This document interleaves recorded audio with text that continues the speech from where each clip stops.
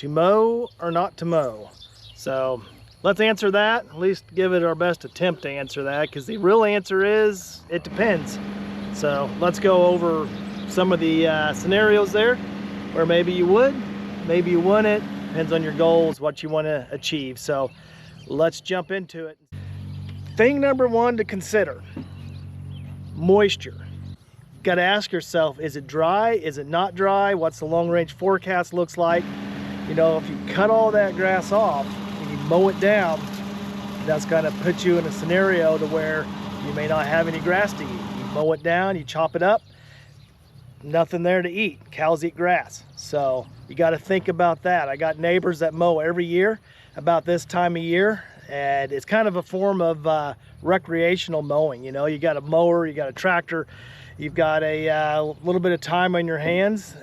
They go out and mow, and then they end up here in a couple weeks from now when everything dries up and all of our cool season grasses, which we have a lot of here, so things like rye and fescues and orchard grass, things of that nature. This time of year, those cool season grasses really slump, meaning that they don't grow very fast. Couple that with drier weather upcoming, that's a recipe for running out of grass. So you got to look at that, the type of grass you have, the moisture content, and the time of year. Thing number two is the type of grass. So right here, as I mentioned, we have a lot of cool season grasses. If your management goal is to keep cool season grass, you want that grass to stay, then if you mow right now, where you knock off that top layer of cool season, so you knock down your fescues, things like that, that opens up the understory and it gives those warm seasons a chance to grow. So what I found is if I mow a lot this time of year, what comes back in its place is a lot of Bermuda and a lot of crabgrass. And maybe that's what you want, I don't know. There are scenarios where that's what you want. A lot of your warm season native grasses, at least in this part of the world, they need the fescue knocked out and come about early July. When things get hot, things get dry, that's when those warm season grasses, especially all of those natives, really take off. And that's a time of year where they shine. So you knock down your fescue, it encourages all of those warm seasons to grow. If that's your management, if that's what you wanting to achieve, then by all means mow it down. Scenario number three: weed and brush management. Right here, my type of soil type, we have very acidic soils, and what that encourages to grow is blackberries. I swear, blackberries will take over the world here if you let them. You can lime it, you can do all those things, but you still fight blackberries. So maybe your management goal is to reduce blackberries and you just want to go into an area and mow down a particularly thick area of blackberries or multiflora rose. That's another thing that I fight here. So maybe you don't mow at all. Maybe you use mowing just as a management tool to knock out those multifloras or knock out those brambles such as blackberries, things like that, to where it gives you the open canopy underneath to allow your forbs and grasses to grow, that your cattle or sheep or whatever you're grazing gives them the opportunity to come in there and eat it. Now all your goat people are gonna say, hey, I like those blackberries, and you know what? You may be onto something there, because why fight it if you can graze it? So just food for thought. So if you go in and you mow this early, you mow this out in say May, June, there's a good chance you're destroying a lot of ground nesting birds' nests, and also the flowers and plants such as milkweed that are critical for pollinators and monarch butterflies, things like that. So if management is in your goal for wildlife management, you may want to lay off the mowing, especially in May and June. I know that's when everybody's itching to get out there, but you know, recreational mowing, it destroys a lot of nests. Fawns this time of year are born. Those fawns will hold tight and they won't move, and you don't always see them, and you can run over those. So wildlife or like conservation-minded approaches are in your management plans, this time of year may not be the best time to mow. Fescue toxicity, fescue produces a toxin.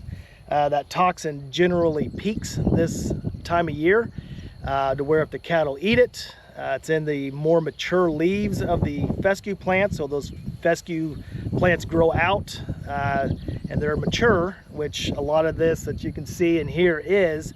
If you got extremely hot pasture, those cattle will suffer off of that toxic fescue this time of year. Mowing that down, getting that fescue to regenerate growth, opening that canopy up for other grass types to grow will dilute that toxic effect of the fescue. So maybe that's your management goal. Maybe your management goal is to knock that down, open it up to other types of forbs and grasses that your cattle will want to eat. So reason number, I don't know what we're on, but that is for pathways. You know, I'm mowing today primarily just to mow around all the edge of my fences and to mow a path from the back of my house down to this little water tank back behind me here. You know, I live in southwest Missouri, and we have a ton of chiggers in this part of the state. And you walk through grass like this, spray, no spray, shower, no shower, you will get ate alive with chiggers during the month of June and early July. Keeping your grass in a vegetative state, that's another reason. Whenever that grass is mature, the protein and energy content of that grass greatly reduces. Grass that's actively growing, so that you keep it mowed down, keep enough blade on it to where it has a chance to regenerate. You don't stun it terrible bad by cutting the top of it off, and it lets that grass stay in a lot better condition for your animals to have protein, energy, just a little better quality grass. Mow it down. I love to mow down all of my cool season grass, knock all this duff off of it, and that time of year, so early September-ish. And what that does is it promotes all the cool season grass, so all the fescues and things of that nature, to grow up and gives them a chance to stockpile. Traditionally here too, come late September, early October, that is whenever we start to get a little bit of rain again, and it stimulates the growth. You know, it costs some money. You know, every time you mow an acre of ground, you're running a tractor, equipment, time. Diesel isn't cheap, and every dime you spend, that, especially if it's unnecessary spend, is money that comes out of your profit, out of your bottom line. So you got to consider the cost in there. You know, maybe the benefit outweighs the cost. That's up to you to make that decision. If you're mowing it, it costs money. If you own the equipment, if you hire it out, that costs money too. So if back in the day, whenever I used to hire all of my brush hogging done, which there's nothing wrong with that. You know, owning equipment's expensive. But back in the day, I was really cautious, and when I would mow it out, and you know, typically one time a year, I kind of got into that habit just because of that. So something to think about.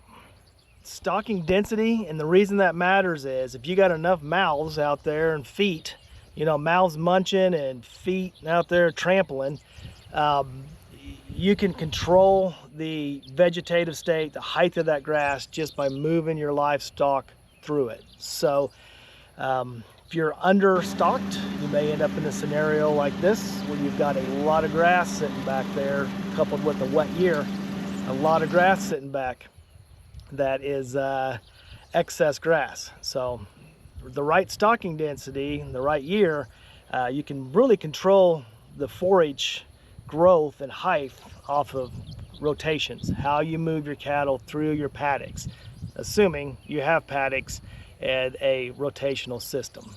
So that's another thing to consider.